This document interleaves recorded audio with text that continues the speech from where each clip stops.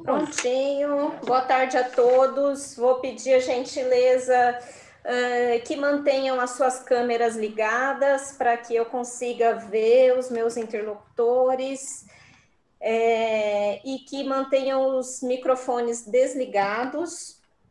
Hoje nós entramos na penúltima aula do nosso seminário esse ano, então teremos só mais uma.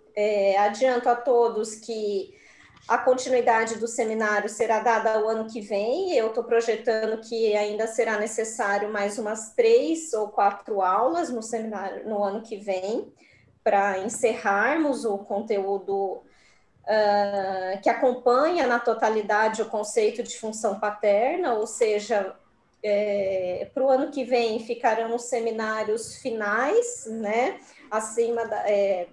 para depois da década de 70. Então, por hora, nessa aula de hoje, eu queria começar a fazer um fechamento de algumas questões levantadas. Na aula que vem, que será a última, eu não vou pedir para que vocês façam nenhuma leitura diferente, a não ser que consultem as suas anotações sobre as nossas aulas aqui desse ano, porque eu vou fazer um fechamento com algumas questões levantadas, né, no começo do ano, até para dar um suporte para aquelas pessoas que puderam acompanhar esse ano e que pode ser que não consigam acompanhar o ano que vem, né, porque nós estamos numa situação bastante extraordinária, né, da pandemia. Dentro disso, eu gostaria de colocar para vocês que todo esse percurso feito aqui, eu estou tentando fazer uma costura entre aquilo que eu consigo articular, né, a respeito do tema função paterna, a partir de uma varredura pelos seminários e que não é necessariamente compatível com outras leituras a respeito do tema, né?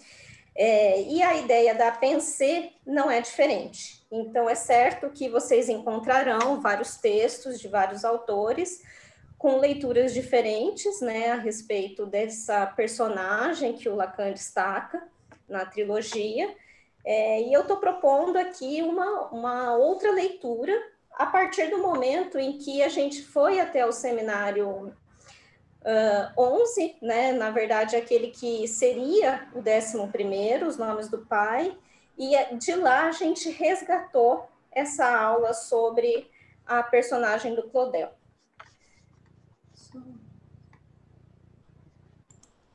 Daniele, Oi. Só eu estou colocando aqui o link que eu acho que é aquele que você me mostrou. Eu estou entrando agora no chat para quem me pediu o link.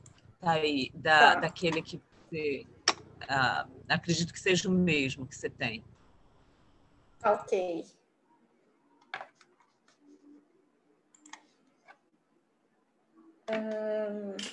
Bom, eu vou pedir para que na semana, daqui 15 dias, façam o possível para entrar na sala antes do 12h30, para que eu consiga dar a devida atenção aqui para a transmissão, sem precisar ficar na função de admissão aqui do lado. Mas vamos lá. Então, estamos na trilogia do Cocodel, né? Eu disse para vocês que nós ficaríamos hoje com a função da Pensée, introduzindo uma diferença a partir da ideia do nome, né? Então, a gente trabalhou um pouco a ideia do nome via o seminário 9, com aquela noção de traço, tudo aquilo que foi elaborado. E nesse seminário, agora voltamos, né, ao seminário 8, o Lacan vai dizer que a personagem em si, ela vai propor um ponto de ultrapassagem, né? O que o Claudel está oferecendo a ele enquanto um material, diz o Lacan, na página 309, nos possibilita a mudar o nível de acomodação do pensamento. Então, significa que, enquanto analistas, temos um pensamento acomodado em certas premissas e, a partir do Claudel, vamos mudar o nível de acomodação do pensamento. E aí ele faz uma indagação, né, se a análise poderia ser assimilada como uma espécie de introdução ao destino já traçado de alguém, né? Por que ele faz essa pergunta? Principalmente porque ele está às voltas com a ideia de signo e a ideia de nome, né?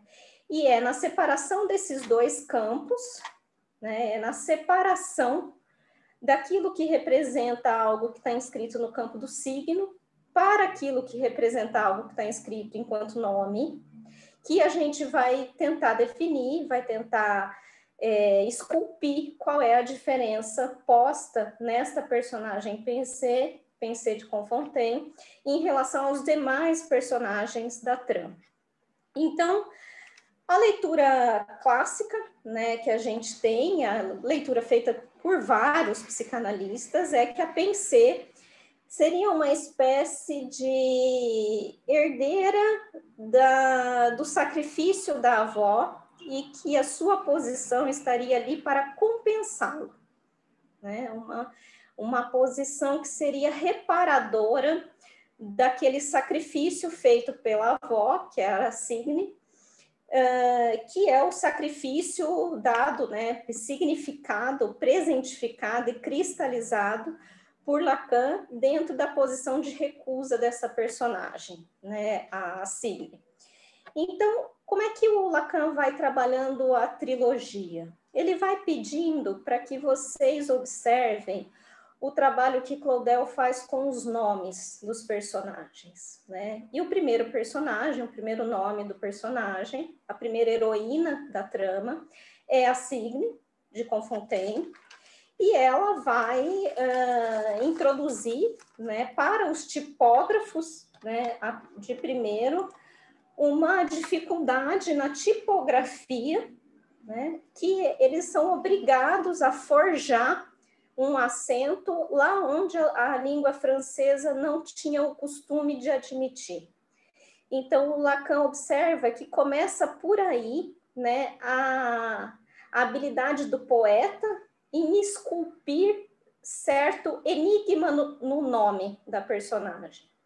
E, além dessa aberração tipográfica, ele vai notar que o Signe obviamente, né, a personagem é escrita com Y, e ele vai notar que é, obviamente, uma substituição, né, do I pelo Y, a palavra que originalmente poderia formar signo. E aí ele vai olhando para Signe, né, como essa personagem que é o signo desse não da recusa. E ele vai dizer: Claudel faz o tempo todo o jogo de alterações dos nomes. Então, um outro nome é o de Lumire, né? Que o próprio poeta ele pede para que na fala do nome, na acentuação do nome, ele seja pronunciado com uma certa escansão, para que indique, né, que ele é aquela que tem uma certa luz, né? Qual luz seria essa da personagem? A luz que cega, né? Lembrando vocês que Lumire é aquela mulher com que o filho da Signe com o Barão de Turilures iria se casar. Foi ela quem convenceu o Louis a cometer o parricídio, né? Então é ela quem ofereceu todas as condições do parricídio junto com a Sitchell. E ele acaba ficando com a Sitchell, que era a mulher do pai, né? Só ressituando a árvore ali dos dramas da história. Mas o Lacan destaca, né, o detalhe do nome dessa personagem, que ele vai dizer uma luz que é a própria luz de morte, né? Se há um desejo de morte, é nessa personagem cuja luz é uma luz que cega o Louis. O cega e o deixa, então, dentro dessa prisão subjetiva, que é aquele que, doravante, foi aquele que cometeu o parricídio. E aí ele vai tentando lembrar dos outros nomes, vai fazendo uma costura, vai tentando fazer uma decomposição desses nomes, né? O outro nome é do Orian, né? O Orian de Homodarmes, né? Então aí ele vai... a gente vai entendendo, né, como o Claudel ele foi compondo, né, significações de diversas origens, né, homodarmes, né, o homem das armas, para justamente aquele que no fundo deveria representar o homem santo, né? Então lembrando que o Orian, na trama do Claudel, era aquele que era o sobrinho do Papa, o preferido, o escolhido para seguir as leis de Deus, né, para seguir a devoção a Deus, e é a ele quem a Pensée vai dirigir o vetor do seu desejo. Ele é o eleito da Pensée, logo ele que é um homem santo.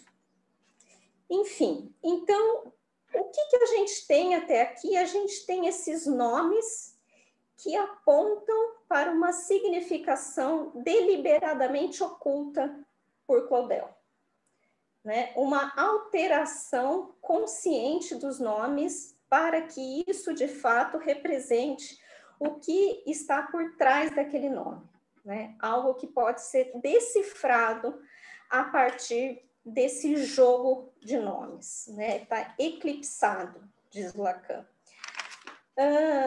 Mas existe, por fim, né, na última geração, a personagem de Pensée de Confontaine. E aí o Lacan faz uma observação sobre ela, colocando ela no extremo oposto da avó, da linha da avó. Então, vocês podem abrir na página 294,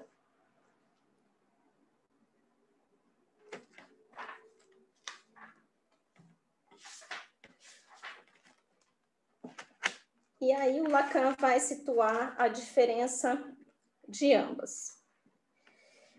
Seria fácil nos divertirmos lendo a própria ortografia dada por Claudel a este nome tão singular, Signe. A palavra começa por um S e ele está ali realmente como um convite a nele reconhecer um signo. Há ainda essa mudança imperceptível, a substituição do I pelo Y.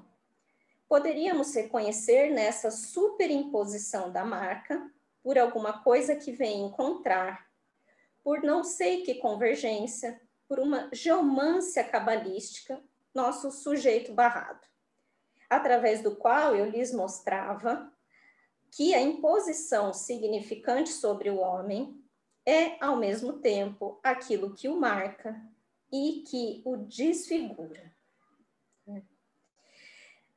Então, a leitura do Lacan sobre Signe é que ela está sob uma imposição significante, a do signo do não, que é, ao mesmo tempo, aquilo que faz a marca dela e aquilo que é a causa da sua desconfiguração. Ele segue. Na outra extremidade, Pensée. Aqui a palavra é deixada intacta. E para ver o que significa dizer este pensamento do desejo, é realmente necessário que tornemos a partir do que significa, em Leotage, a paixão sofrida por si. Ou seja, duas observações, né, marcam a diferença. Primeiro que ele está vendo numa extremidade a Signe e na outra a Pensée. O que diferencia elas é que numa consta um nome alterado que remete a uma significação fora da cena. Na outra, a palavra está mantida intacta. Pensée é Pensée. Não tem nenhuma alteração. Não tem nenhuma troca de letra, não tem nenhuma estripulia feita pelo Claudel nessa palavra pensamento. E observem que o Lacan faz a grafia da palavra com a letra maiúscula, né? Pensamento está como pensamento em maiúscula, então é o nome enquanto tal. A partir daí, a gente volta, né? A gente chega ao ponto de conclusão da semana passada, que é o que isso introduz de diferença em relação àquilo que se tem comumente como uma acomodação do pensamento analítico, que tem a ver com a ideia de que um sujeito ele está sempre em busca do recalcado, né? Que tem a ver com a ideia clássica, que seria, à primeira vista, a mais fácil de se fazer sobre pensar, que ela estaria ali numa posição sintomática de vingar o não recalcado da avó, recalcado pela segunda geração. Aí a gente precisa voltar, né, alguns passos para entender a modificação em jogo, no fato de que um significante está ali alterado, remetendo a uma significação oculta, e o outro está mantido intacto, a palavra como ela é. Se a gente volta, né, ao mais básico do que seria uma clássica direção de análise, o que é uma análise, né? Uma análise é, em geral, aquilo que vai permitir com que o sujeito se situe mais próximo do próprio desejo e fundamente os seus atos a partir desse desejo. Para que uma análise chegue até aí, um longo caminho de decifração é colocado em marcha, né? Uma decifração no sentido de que existe um caminho a ser trilhado para que se desvele aquilo que está oculto de verdade ao sujeito e que, por estar oculto, ele se mantém numa posição sintoma na vida. O que, via de regra, faz com que esse sujeito fique muito mais longe do que próximo do próprio desejo, né?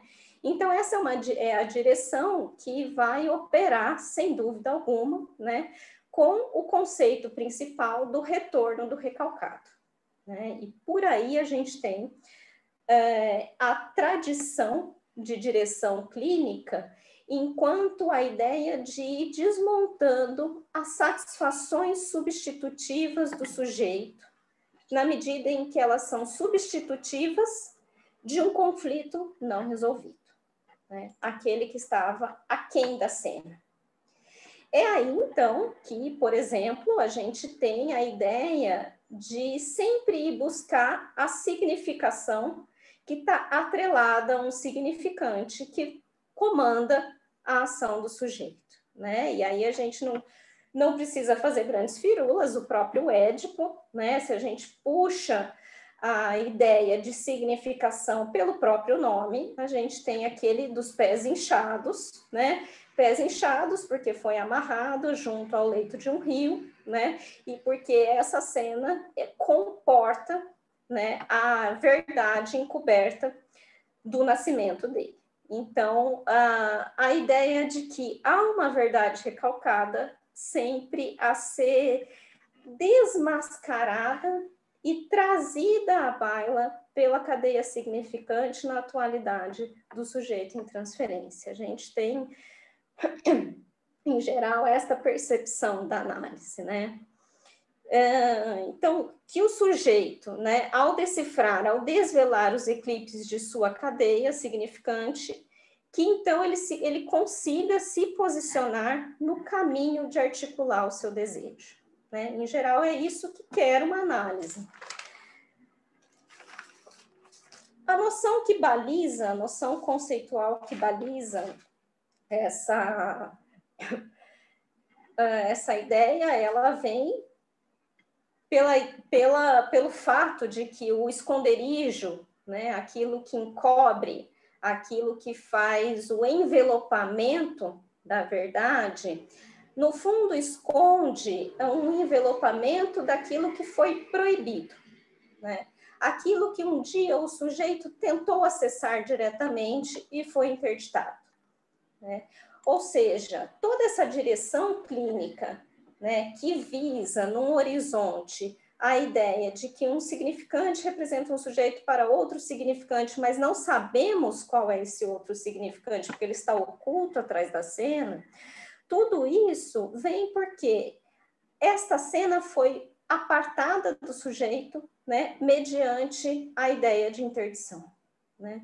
Houve, no princípio, né, algum ponto em que esse desejo ele precisou ser interditado e, portanto, ali ele ficou esquecido para que todo o campo do desejo fosse reordenado de maneira o sujeito a vetorizar o seu desejo para outros objetos que não aquele impossível, né? Ou seja, a ideia do desvelamento, enquanto uma das noções clínicas do andamento de uma análise, ela tem uma ligação íntima com o que é a noção do pai enquanto interdito, né? O pai enquanto proibição, o pai enquanto limite, né? Se houve esse limite na inscrição, se há essa noção que foi aquela que impediu o sujeito do acesso primordial ao objeto, então é esse o desejo que ficou recalcado, e a partir dali o sujeito vai encontrar os substitutos para este recalcado que ele não pode acessar. É assim que a nossa acomodação do pensamento se construiu, né? Com a ideia de que uma análise é essa espécie de decifração do destino que está posto lá na origem.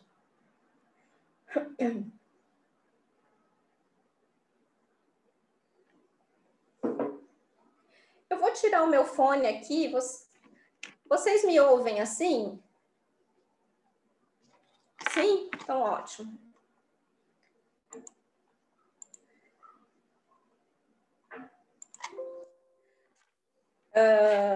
Bom,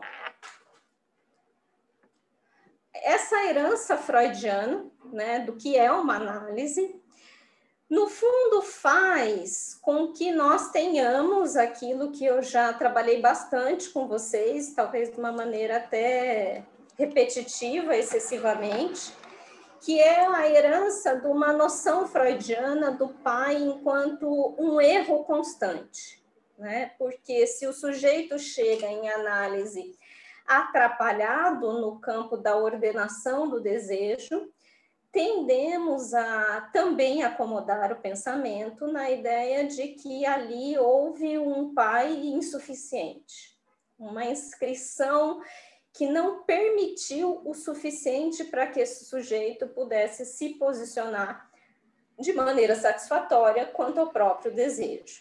Então, Lacan adverte, desde lá da leitura que ele faz do Seminário do Homem dos Ratos, que herdeiros dessa herança freudiana do que é uma análise, tendemos a ver o pai sempre numa posição de erro, né? Aquele que sempre não estará à altura da imagem daquilo que supomos que um pai deveria ser. Acontece que em 2 meses atrás, né, cerca de 2 meses atrás, eu introduzi para vocês que a partir do Seminário 7, o Lacan introduz uma nova leitura sobre o pai, né, que não tem a ver com essa noção de erro, de deficiência perante uma função que deveria ser executada com excelência, mas sim tem a ver com a ideia de ser aquele capaz de introduzir o vazio. Não exatamente a proibição, mas o vazio. E que esse vazio é justamente a condição de possibilidade que irá permitir com que o sujeito, a partir dele, tenha a invenção de algo para si, né? Vocês se lembram daquela aula em que a gente trabalhou com a noção do oleiro, né? Daquele vaso que vai sendo esculpido em torno do vazio.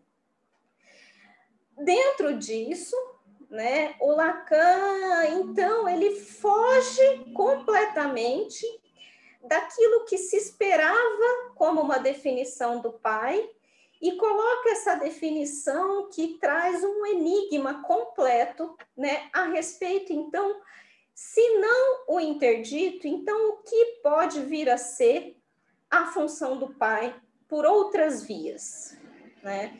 É aí que ele vai recorrer à ideia de anamorfose, que também trabalhamos bastante, e dentro disso, né, a própria noção da anamorfose vai permitir com que o Lacan posicione os dois olhares sobre a função paterna, né? O que é a anamorfose? É a representação de uma figura, né? Eu estou lendo a definição clássica pelas artes mesmo. A representação de uma figura, objeto ou cena, de maneira que, quando observada frontalmente, parece distorcida, ou mesmo irreconhecível, tornando-se legível quando vista de determinado ângulo, né? Então, com isso, a gente tem, bom, o pai, quando visto de frente, ele vai parecer sempre distorcido em relação àquilo que deveria ser o pai. Quando visto pelo ângulo, né, outro, se apresenta o vazio, né? E é aí que a gente consegue ver, como diz o Lacan, o primordial da função paterna, né? Então, a gente trabalhou bastante essa não cobertura, né, entre as imagens ali, ou entre os ângulos de conceituação do pai, né, através do Moisés. Assim, né, o Lacan ele vai dar uma definição, que é a definição que mostra que ele está fazendo outra conceituação do pai, né, enquanto algo que tem a ver com a sublimação, né? Nessa anamorfose, ao invés de ver o pai freudiano, a gente consegue ver a função ali do vazio instaurada. E o Lacan vai dizer, se há esse vazio no centro, estamos falando do processo de sublimação. Na página 305, daí eu estou voltando lá no seminário 7, né? Eu estou resgatando tudo aquilo que a gente já viu sobre o tema. O Lacan vai afirmar, introduzir a função do pai como primordial representa uma sublimação. Né? A gente trabalhou essa citação bastante. Retomando, né, para refrescar a nossa memória, porque já fazem 2 meses que a gente viu isso, o que é a sublimação? Em princípio, a gente viu aquilo que a sublimação não é, né? Vimos que a sublimação é, para o Lacan, o conceito freudiano mais difícil de definir, por quê? Pelo próprio Freud, né, ela não é uma satisfação substitutiva. Ela não ela não sofre o mesmo processo do sintoma. Ela não é o retorno do recalcado, né? Então, ela tem a ver com o objeto, mas não é aquele objeto que representa aquele que foi recalcado. O Lacan, então, a partir daí, vai tentar criar a própria fórmula a respeito do que é a sublimação e como é que ela pode ser um conceito que forja um objeto outro, um objeto novo, que não seja referido a este recalcado na origem. E aí, né, eu vou retomar as principais citações que a gente trabalhou. Na página, eu estou aqui voltando ao conteúdo visto já por nós no seminário 7, tá bom, pessoal? Então, na página 158, Lacan, né, vai dizer, de qualquer maneira, o vazio permanece no centro, e é precisamente nisso que se trata a sublimação. Ele vai oferecer uma fórmula geral da sublimação. A sublimação eleva um objeto à dignidade da coisa. A sublimação, na página 137, inventa um objeto numa função especial.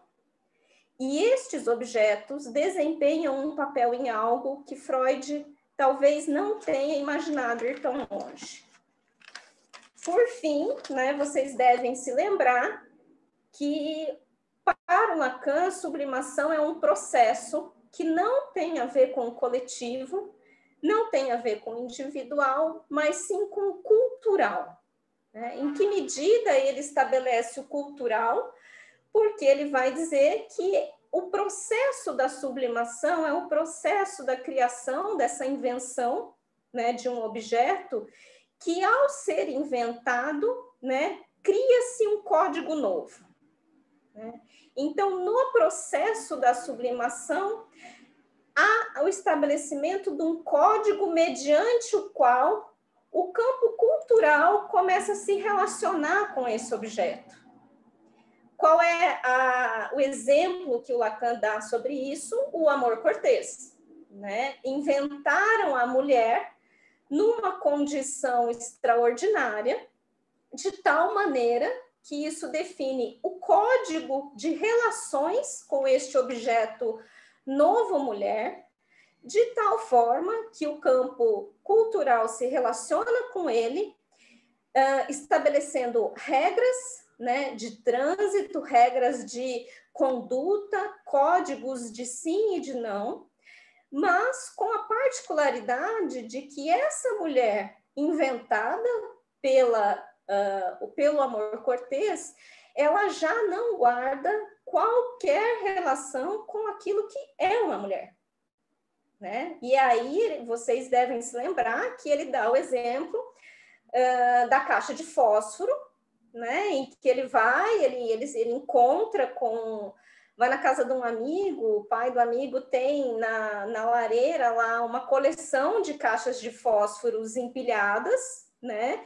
Ele fica capturado, absorto naquela imagem, e ele se dá conta de que aquilo faz a captura, promove a captura, justamente porque aquela coleção de caixas tem o poder de esvaziar completamente o que de fato é uma caixa de fósforos.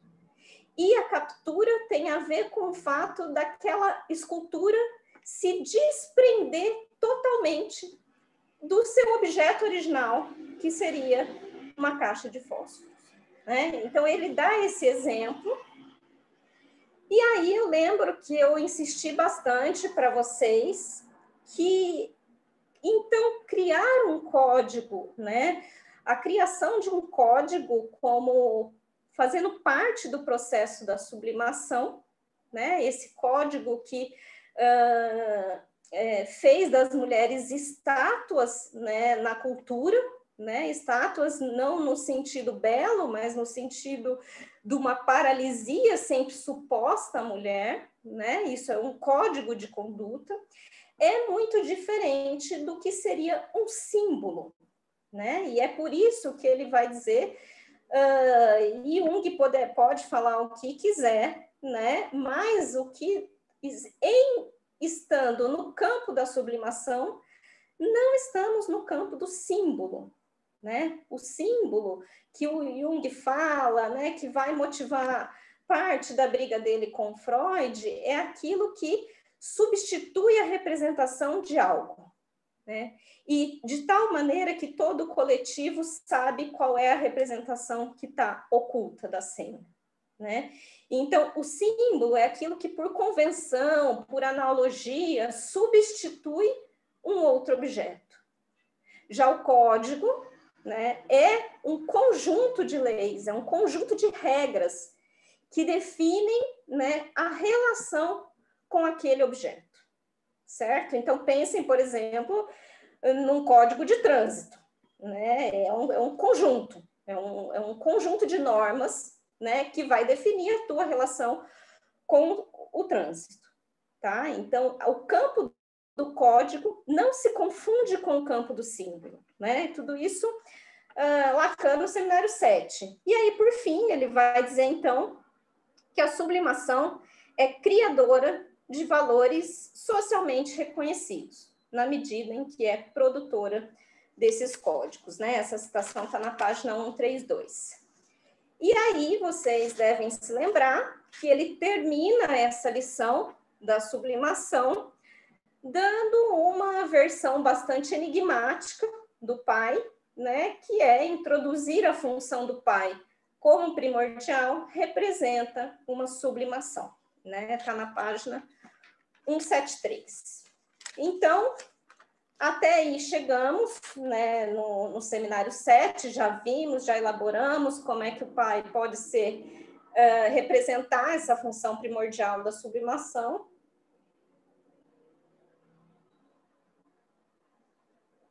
Voltemos, finalmente, a pensar. E a ideia de que o nome dela não está exatamente no campo da decifração.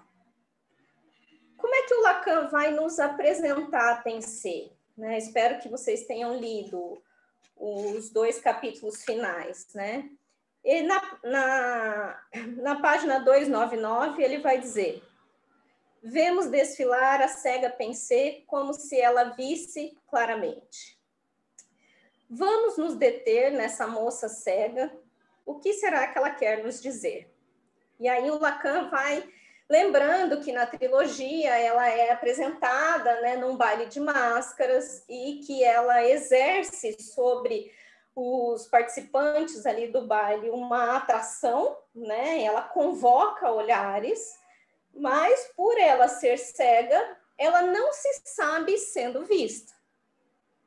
Entretanto, é alguém que sabe sim, que ela não se vê sendo vista, desculpa, mas é alguém que se sabe sendo vista.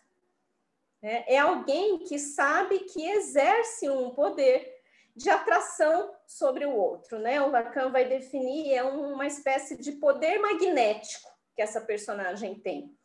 E aí ele vai usar algumas definições ao longo do capítulo para falar sobre ela, né? É um ser sublime do pudor, exerce um poder magnético, ela é extremamente sedutora, ela é o objeto de desejo da cena, né? Na página 296. E aí eu vou até o texto para vocês acompanharem a passagem principal da descrição. Estou indo na página 197.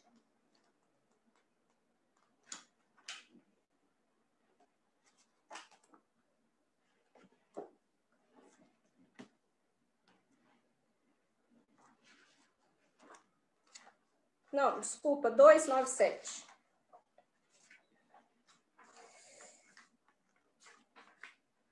Vamos lá.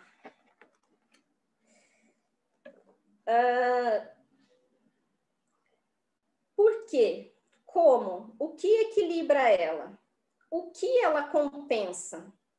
Alguma coisa recairá sobre ela do sacrifício de Signe, que é a avó? Numa palavra, é em nome do sacrifício de sua avó que ela vai merecer alguma consideração? Veja que isso não é uma afirmação, ele está colocando em forma de pergunta, né? O que vocês vão encontrar em alguns artigos na internet é uma afirmação dessas perguntas, né? É a leitura de que Pensée é o ponto de retorno do recalcado do sacrifício da avó, né? Mas aqui está claramente em forma de pergunta. E aí, mais abaixo, ele vai defini-la. Pensée é livre pensadora, se podemos exprimir assim por um termo que não é aqui o termo claudeliano. Mas é disso realmente que se trata. Pensée é animada apenas por uma paixão, Aquela, diz ela, de uma justiça que vai além de todas as exigências da própria beleza. O que ela quer é a justiça e não uma qualquer, não a justiça antiga, aquela de algum direito natural a uma distribuição, nem a uma retribuição. A justiça de que se trata é uma justiça absoluta. Vou pular um parágrafo, eu vou ler embaixo. É preciso que nos detenhamos por um instante no que Claudel faz de Pensée de Confontaine, representada como fruto do casamento de Louis com aquela que, em suma, seu pai lhe deu por mulher, pelo simples fato de que aquela mulher já era sua mulher. Ponto extremo, paradoxal, caricatural do complexo de Édipo. Tal é o ponto limite do mito freudiano que nos é proposto. O velhote obsceno força seus filhos a se casarem com suas mulheres, e isso na própria medida em que as quer roubar deles. Outra maneira exagerada, e aqui mais expressiva, de acentuar o que parece no mito freudiano. Isso não dá um pai de melhor qualidade, isso dá outro canalha. É exatamente assim que Louis nos é apresentado ao longo de toda a trama. E aí ele vai dizer, então, o que vai nascer daí? O que vai nascer do filho do canalha que se tornou um canalha igual? Né? Ele coloca. O que vai nascer daí? Lá embaixo, vai nascer a Pensée, né? Pensée que vai se tornar o objeto encarnado do desejo daquela luz. E este pensamento em carne e osso, esse pensamento vivo, o poeta só pode imaginá-lo cego e representá-lo para nós como tal. Creio dever parar aqui por um instante. O que pode querer o poeta com esta encarnação do objeto? Do objeto parcial, do objeto na medida em que é o ressurgimento e o efeito da constelação parental. Uma cega. Essa cega vai ser exposta diante dos nossos olhos e ao longo de toda essa terceira peça de maneira comovente. Então, o que vai nascer daí é aquilo que o Lacan vai chamar a encarnação do próprio desejo. Se ela é o fruto, se ela é a herdeira da constelação parental que a precede, né? Qual é o ponto de representação da cena oculta que incide sobre Pensée? Observem que não tem a ver com o sacrifício da avó Signe, que disse não. Tem a ver com aquela que colocou o pai na posição de parricida, que é a Lumière. E o que era a Lumière? Ela era a luz que cega. Nesse sentido, o que está passível de decifração pela via de desintocar os sentidos recalcados é a cegueira da Pensée. Né? A cegueira da Pensée, vai dizer Lacan, é a luz cega encarnada. Né? É a cegueira daquele desejo de morte que encerrou o pai dela na posição de parricida. E é isso que nasce ali. É porque ela é cega, né, que ela consegue visualizar, né, tão bem a posição das coisas ali no salão, diz Lacan. A partir, né, dessa integração, né, por uma decifração representativa, o que está no campo do simbolizável para nós é a cegueira dela. Agora, essa cegueira, ela não diz absolutamente nada sobre o nome da Pensée.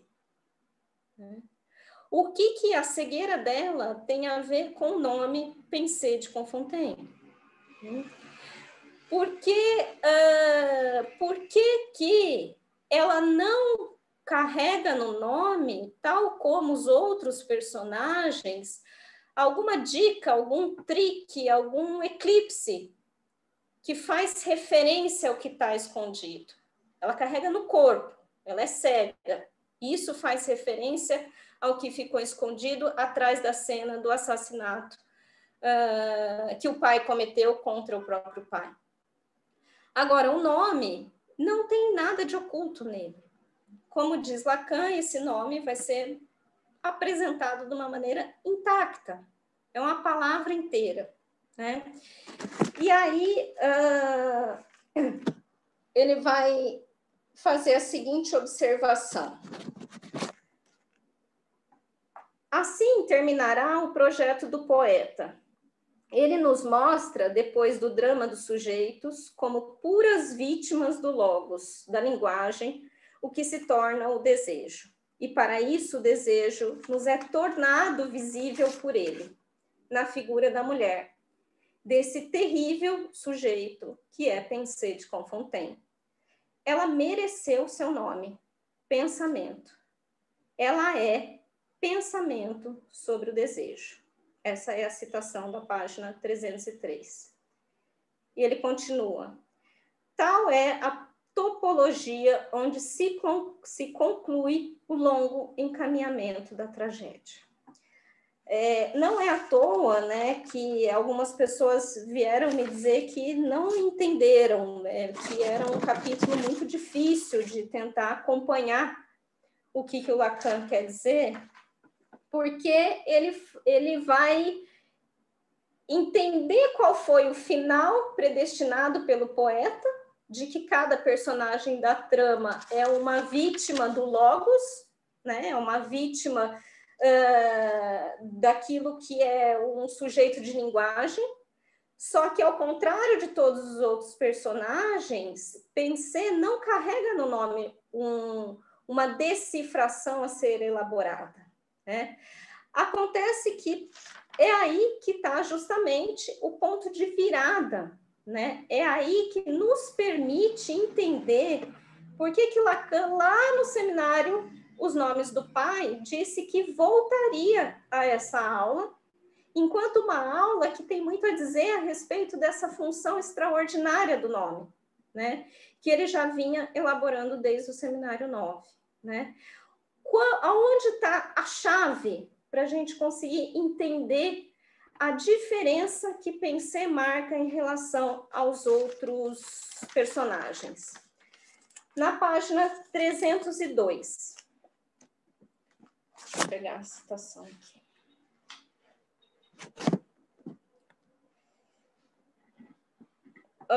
Ela já encontrou, né? Então, com o irmão, enfim, já está nos finalmente da peça, e aí o Lacan se pergunta. Com o irmão do Orian, né? Que ofereceu para ser o marido postiço dela, para dar um pai para a criança que ela estava esperando por obra do Orian. Lacan pergunta: o que é Pensée nessa cena? O objeto sublime, certamente. O objeto sublime, na medida em que já indicamos sua posição no ano passado, como substituto da coisa. Então, o que ele entende, né, dessa posição da Pensée? Ele entende que ela é tudo aquilo que ele elaborou no ano passado sobre a sublimação e que eu reli aqui com vocês, né? Objeto sublime, certamente. O objeto sublime, na medida em que já indicamos sua posição no ano passado como substituto da coisa. Vocês ouviram de passagem que a natureza da coisa não está tão longe daquela mulher. Se não fosse verdade que, com relação a todas as maneiras que temos de nos aproximar dessa coisa, a mulher se verifica ser ainda uma outra coisa. Digo, qualquer mulher, na verdade, Claudel, como todos os outros, não nos mostra que tenha dela uma ideia conclusiva, longe disso, né? Então, se Pensée representa aquilo que é o objeto sublime da cena, e enquanto o sublime é o substituto da coisa, então não estamos autorizados de maneira nenhuma a entender que pensê é o signo do retorno do recalcado. Porque é justamente isso que a sublimação não é. Não estaremos autorizados a entender que pensê é o sintoma da avó que retorna de uma maneira recalcada e, portanto, distorcida, porque a sublimação não recebe o mesmo processo da formação dos sintomas. Também não estamos, então, autorizados a entender que ela é o sintoma não resolvido, ou que ela é, né, aquilo que está fora da cena e que merece uma significação pelas cenas ocultas, né? Se ela é o objeto sublime, então a gente precisa voltar às definições que a gente acabou de ler sobre a sublimação, né? Quais sejam, né?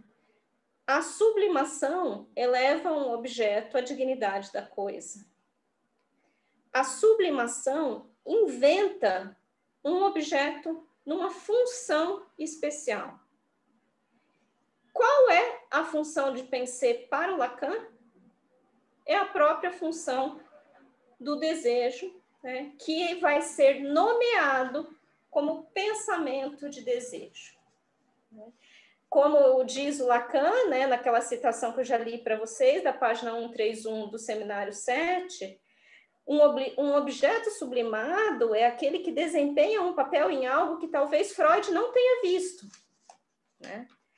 Um objeto sublimado é aquele que cria, né, ao redor de si uma espécie de código mediante o qual o campo cultural vai se relacionar com ele. Qual é o código que Pensée convocava de relação com ela? De poder, de atração, de magnetismo. Qual é, né, a posição de Pensée nessa trilogia? Ela é o próprio pensamento do desejo. Não é que o nome dela remete a algo do pensamento. Ele é o pensamento. O nome é pensamento, então é um nome que é o que é. Já lembrando todo o desenvolvimento que ele vai fazer, né, lá na frente a respeito do que é o nome de Deus. É aquele que é o que é. Não é aquele que significa algo para alguém. Aí, a gente entende por que Lacan voltaria a esta lição para conseguir falar do nome de uma maneira ou outra que não seja mais um representante do retorno do recalcado, né? Lembrando, então, né, por exemplo, da caixa de fósforos, que é, naquela apresentação artística, a produtora de um magnetismo que captura o olhar de Lacan, e nessa captura, essa captura só é viável justamente porque ali ela se desprende do objeto original, caixa de fósforo, e se torna uma outra coisa que já não tem relação com a coisa de origem. É aí que está a invenção do objeto novo. Entende-se, então, que ao ser nomeada Pensée, essa filha da trilogia se desprende do campo do objeto original para se tornar um objeto inteiramente outro que não tem a ver com aquele que inicialmente poderíamos supor a origem da sua existência, né? A origem a ser decifrada da sua existência, né? Porque se ela é o objeto sublimado, não é pela via sintomática que nós vamos lê-la, não é pela via do retorno do recalcado, não é pela via da satisfação substitutiva. É claro que há nela a parte representativa significante que vai remetendo ao outro significante. há uma parte passível de decifração, que é a cegueira, que remete à luz que cega da mulher cujo desejo o pai dela atendeu, né, e que era esse desejo de morte. A outra parte, que faz dela livre pensadora, não entra no rol de decifrações. E é essa outra parte que permita que ela exista na vida de uma maneira bem diferente daquilo que a constelação parental poderia encerrá-la, num destino que seria esse destino de reeditar o sacrifício da avó. É claro que o final dado para Pensée é um final trágico, né? É uma tragédia, não é um romance, né? Então, uma tragédia implica a dissolução do objeto, né? Se não houvesse, estaríamos no campo do romance, só do drama, né? Então, não é que então ela escapa à lógica clássica, que ela vai ter um destino, então, o clássico, né? Foi feliz, casou-se e foi feliz para sempre. Não é nada disso, né? Mas o que está em questão é que, ao ser nomeada de tal maneira a constituir-se enquanto um objeto sublimado, essa mulher é capaz de inventar, né, algo que é uma existência que escapa a essa decifração. E é somente aí que a gente entende que ela vai ter para o Lacan, né, o que nasce, né, o que vai nascer do casamento do canalha com aquela que foi a mulher do pai cedida a ela. Vai nascer um desejo. Como é que nasce um desejo? Nessas condições, porque, em geral, nessas condições, nasce outro sintoma, nasce uma reedição de sintomas, nasce uma vida, em geral, dedicada a apagar a dívida anterior, né? Nasce, mais uma vez, um sintoma fundado em cima do não dito da geração passada, né? O enigma do Lacan é como é que disso, que geralmente, de onde geralmente se nasce um sintoma, pode ter nascido um desejo. Que essa é a posição que Lacan confere a essa personagem. Não é à toa, né, que lá na frente ele vai precisar colocar um H na ideia de sintoma, né? Porque tem esse sintoma que reedita o não dito passado, reedita o recalcado, é o sintoma clássico freudiano do neurótico, e tem essa espécie de existência outra que está desprendida, que está muito longe do objeto original, né? Que é como a caixa de fósforo, né? Ela só captura justamente porque ela não é aquilo que supomos que estaria na sua origem.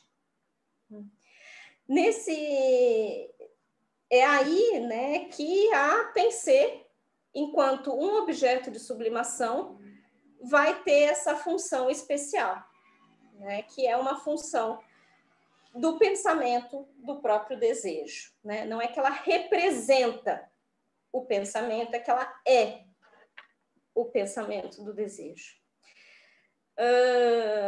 Só uma breve nota, antes que qualquer assimilação apressada seja feita com a posição da Antígona, tem uma diferença crucial, fundamental, que é a seguinte: Antígona é aquela que sustenta uma posição diante do próprio desejo.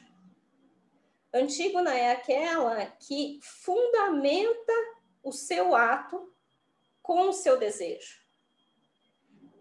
A Pensée, ela é o objeto de desejo. Ela é, não é que ela fundamenta-se no desejo, né? Ela é aquilo que é o próprio nome.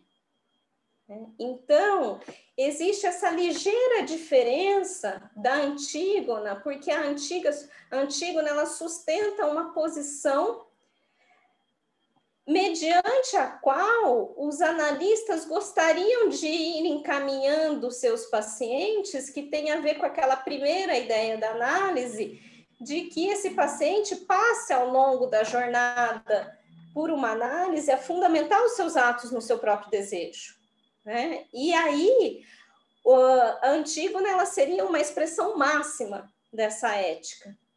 Agora, a Pensée, ela está numa posição diferente, né? Ela já é este lugar. E aí o Lacan deixa para nós um enigma, que eu vou deixar com vocês, que é uma pergunta que ele faz. Ele vai dizer, Pensée já está no caminho do desejo. O que faz um analista quando se depara com alguém que já está no caminho aonde ele o deveria levar, né? Então, quando você recebe um paciente no seu consultório, que você consegue entender que ele está desviado quanto ao próprio desejo, é fácil de antecipar uma direção da cura. Agora, o que faz um analista diante de alguém que já chega nesta posição de estar situado na articulação do próprio desejo, como é Pensée, né? É aí que ele vai terminar o capítulo e vai deixar essa questão em aberto, que eu vou deixar para vocês e se divertirem com ela. É isso, pessoal. Perguntas?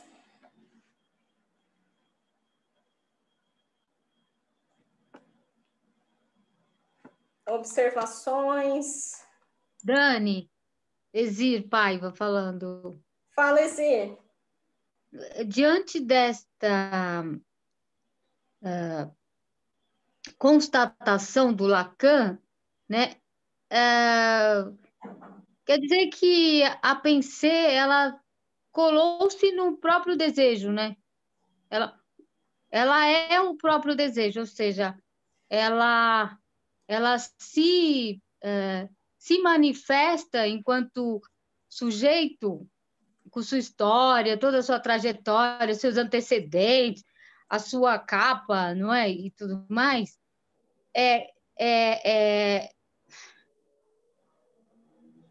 encarnada nesse desejo que não é fugidio mais, então.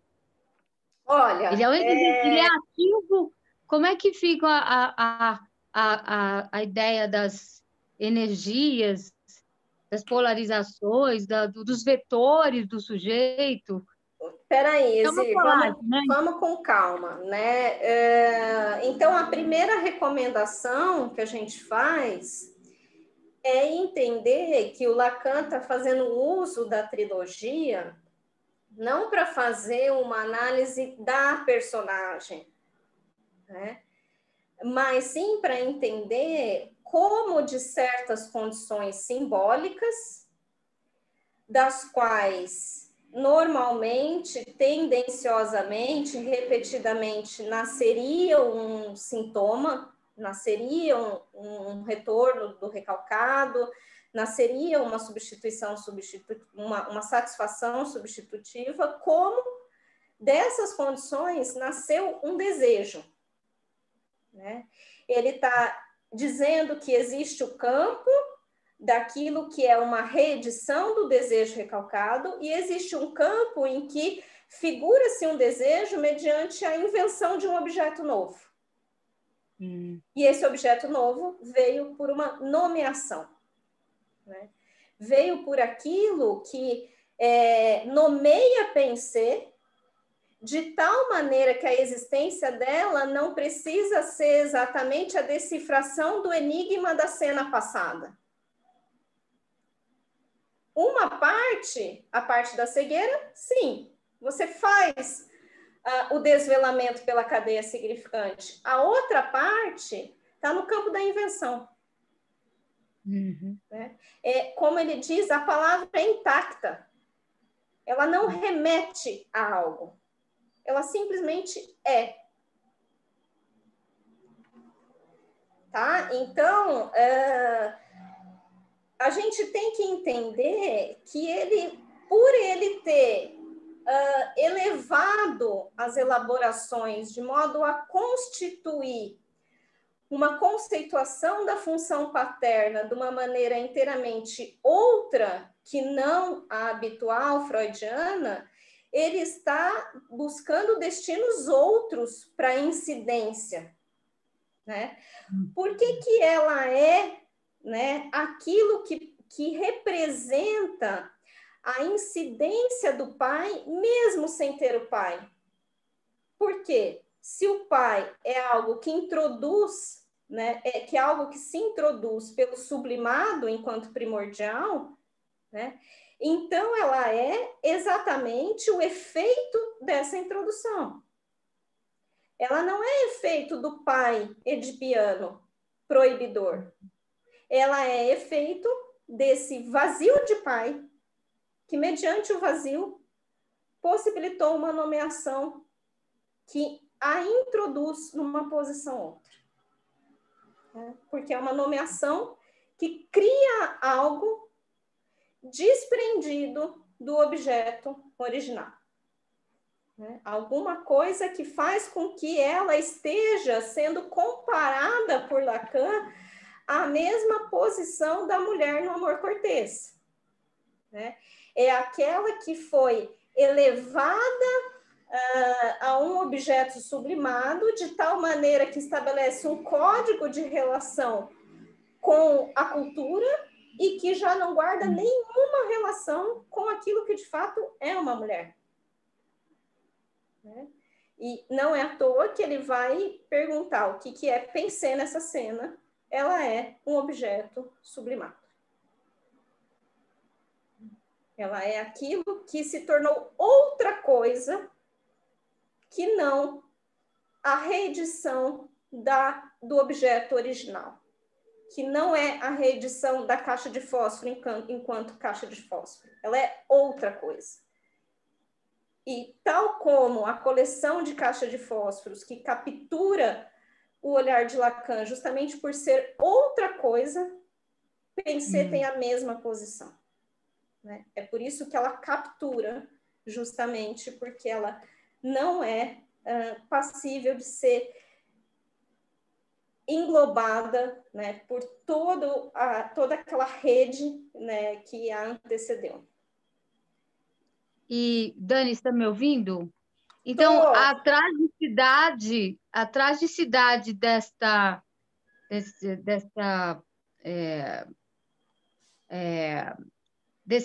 da identificação de uma inscrição, né, de um possível sujeito apontado nesse mito, né?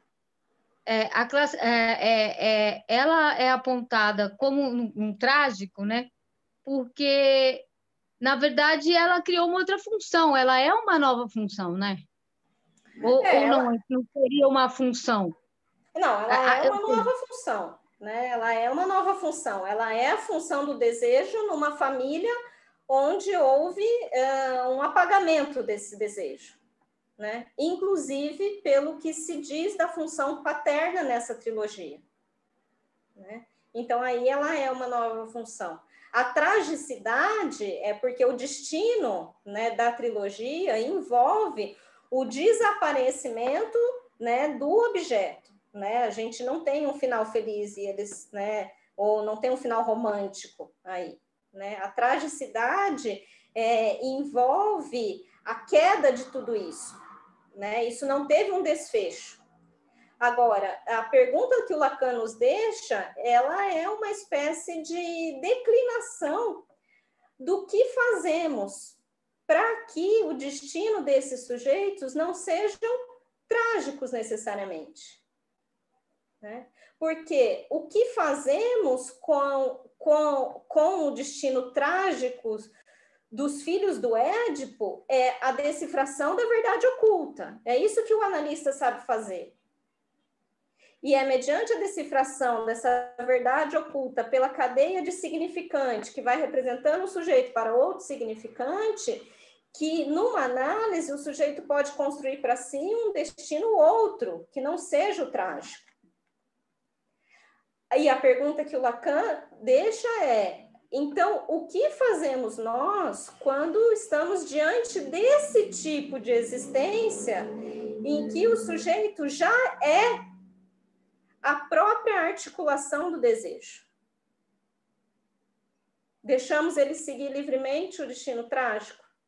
Ou temos algo a fazer por um sujeito desse? É uma pergunta interessante. Próximos. Daniele? Oi, Alexandre. Uma dúvida que eu fiquei aqui nessa página 302, justamente onde está havendo essa discussão sobre a sublimação, há uma indicação do Lacan de que houve uma substituição da coisa, e essa coisa é indicada com a letra maiúscula. Só em seguida é que ele trata a coisa com letra minúscula, mas em todo o parágrafo é utilizado a letra C, caixa alta. Eu pergunto, essa coisa, ela tem a ver com o desejo?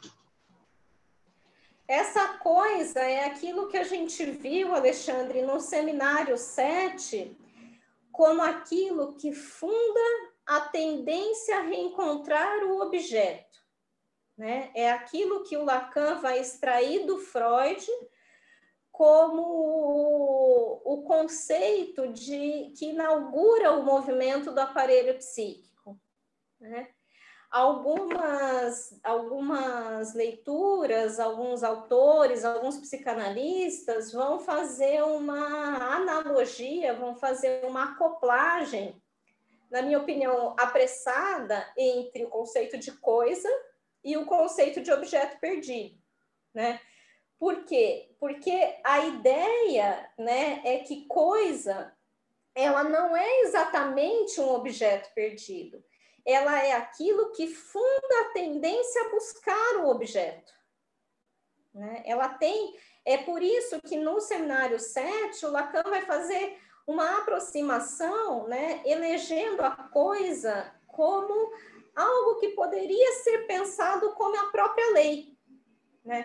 O que seria a lei? Seria aquilo que interdita o objeto. Acontece que essa leitura é válida se você supõe que existe um objeto. Se você supõe que nunca houve o objeto, ele é interditado pela própria inexistência. Você nunca vai acessar porque ele não existe. Isso em si é uma interdição, né? Você, ao tentar acessar, tem o vazio. Né? Ok, Daniele. Fala. Então,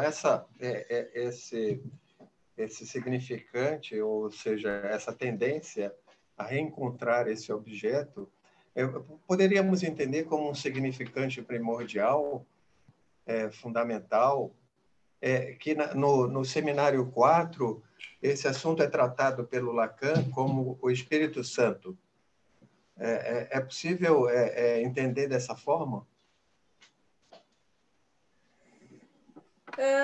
Eu acho que como significante primordial, não, né? Mas sim como aquilo que inaugura o movimento, né, do sujeito enquanto existente, né, no desejo. Porque ele é aquilo que funda o movimento de buscar, né? O que inaugura, né? É aquilo que vai determinar a lei que faz com que ele vá, né, sempre mais uma vez, né, sempre tentar novamente. Ele funda a tendência a reencontrar. Né?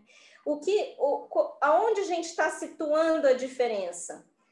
No campo das neuroses padrão, né, no campo do sistema neurótico freudiano, no campo das neuroses patriarcais, né, dentro do campo, que estão todas dentro do campo do signo, ele vai buscar o objeto e essa busca ela vai ser sempre uma satisfação substitutiva daquele recalcado, E ao ser substitutiva do recalcado, ela não está cumprindo a articulação do desejo, ela está cumprindo com a articulação de encobrimento do desejo.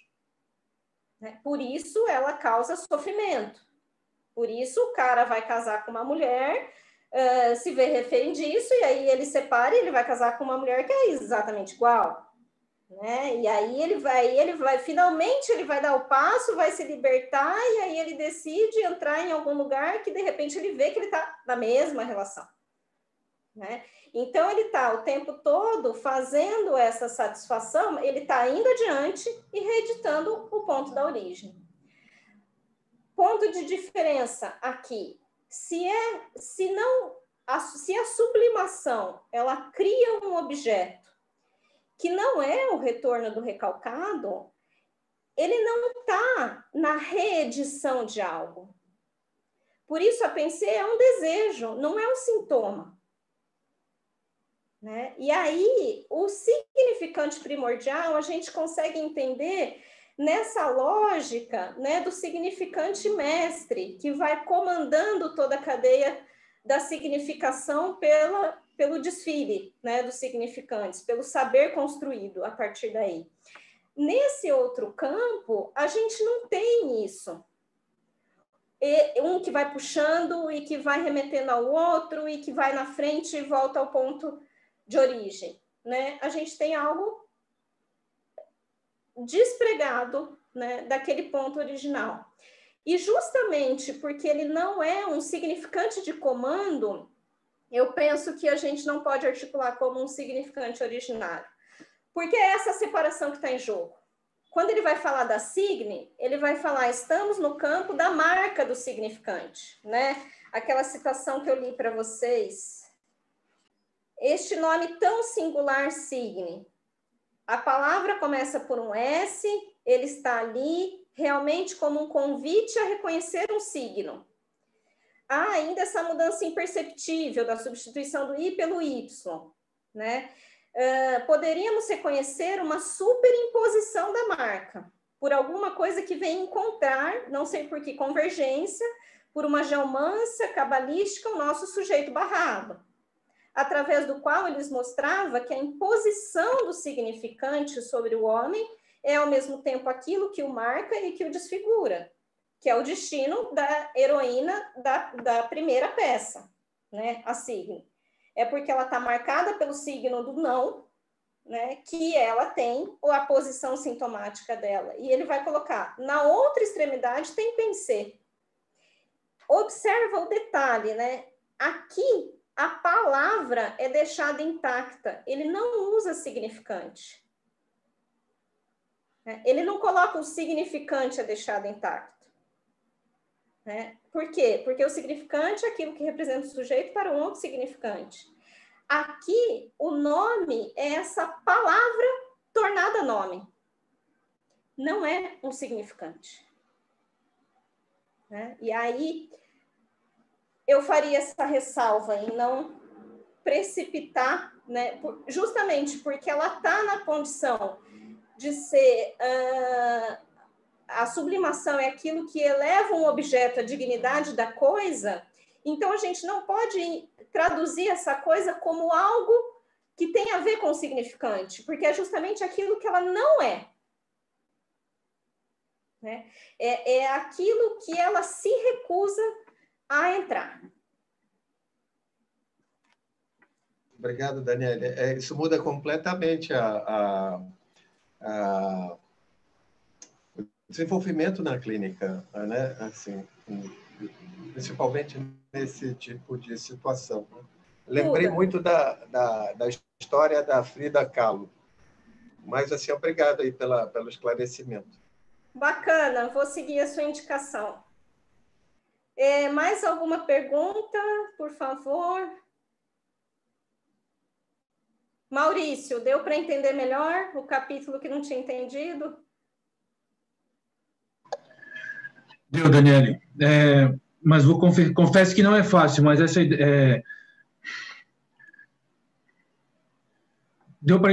tem que assimilar um pouco essa questão do lugar da pensée propriamente. As elaborações suas foram ótimas, já da vez passada deu para para esclarecer, mas na história, como na história mesmo, né, na tragédia do Claudel, como o Lacan faz essa extração assim, relendo mesmo os capítulos, é um pouco difícil, mas valeu, deu para avançar bastante, sim. Sim, é difícil. Mais alguém?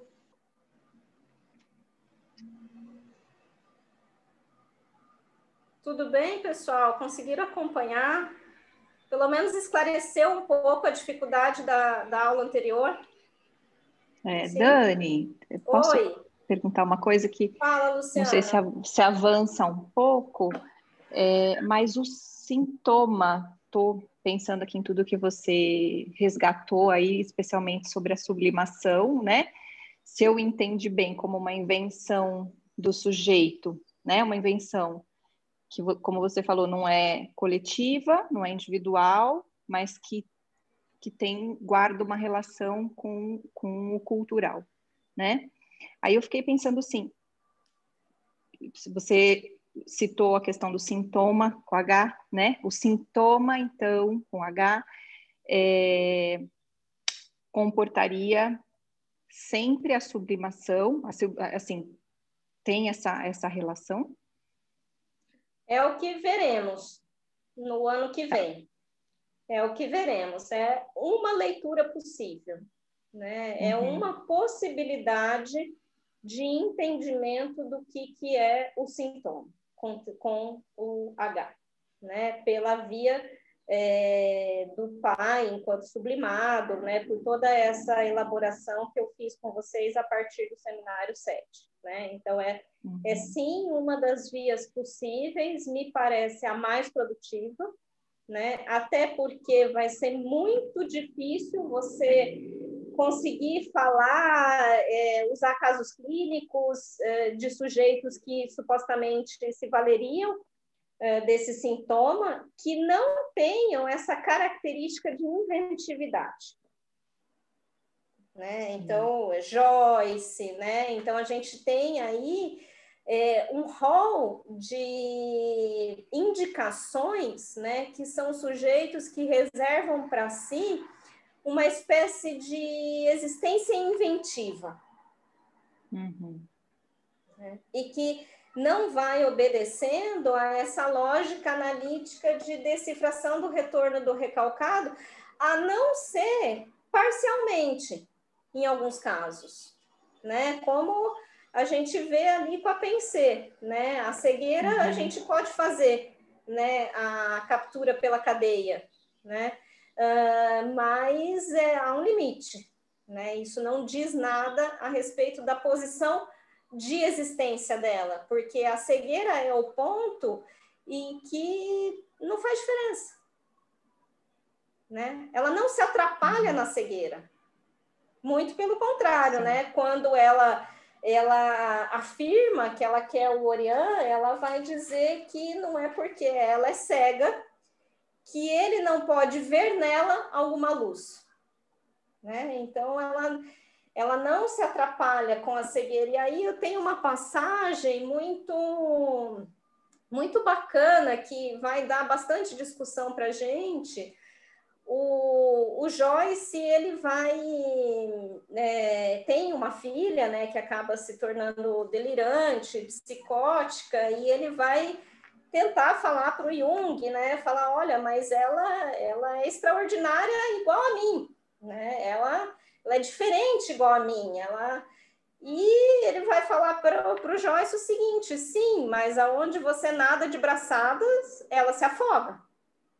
Né? Então, lá onde ele inventa, ela mergulha num delírio sem fim. Né? Então, eu acho que vai ser bem difícil trabalhar com uma ideia clínica do sintoma se não for reconhecendo a singularidade, a particularidade desse tipo de existência, né? Que convoca uma inventividade e convoca uma nova clínica também, né? Ou um outro tipo de clínica.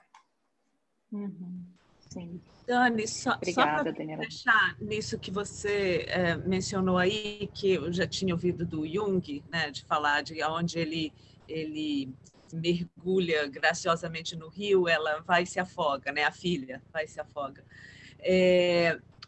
Seria, só para entender a colocação aí, seria, no caso, a filha usa o delírio como uma suplência e ele vai além de uma suplência do delírio e faz o sintoma com TH? Faz sentido o que eu estou dizendo? Não exatamente por aí, né? A filha usa a linguagem de maneira a esgarçar a sua própria existência, né? A linguagem dela é absolutamente fragmentada, não faz laço, né? Não faz cadeia, né? Não tem um vetor que faz com que o outro se refira a ela de maneira a compor, né, um eixo de existência dela. O que o Joyce faz com a linguagem é totalmente diferente. Ele reinventa. Ele reinventa, né? Ele reinventa de tal maneira que o campo cultural vê nele um escritor. E aí ele existe. Daí ele nada de braçada aonde ela se afoga. Isso. Ok. Pessoal, então, muitíssimo obrigada. Esta foi a nossa penúltima aula. Daqui 15 dias teremos a última aula. Não existe nenhuma leitura, a não ser o pedido que vocês resgatem todas as anotações do seminário, desde o começo do ano, para trazer as dúvidas de vocês. E aí eu vou fazer um fechamento com aquilo que eu anunciei no começo do ano, vou tentar amarrar algumas coisas que, na minha opinião, ficaram soltas, mas adiantando que a gente tem uma continuidade desse seminário prevista para o próximo ano, pelo menos umas 3 ou 4 aulas, eu estou imaginando, para a gente conseguir chegar até Joyce, tá bom? Bom final de semana. Obrigada, a todos, Dani. Obrigada mais uma vez. Obrigada. Obrigada. Tchau. Obrigada, Dani. Daniela.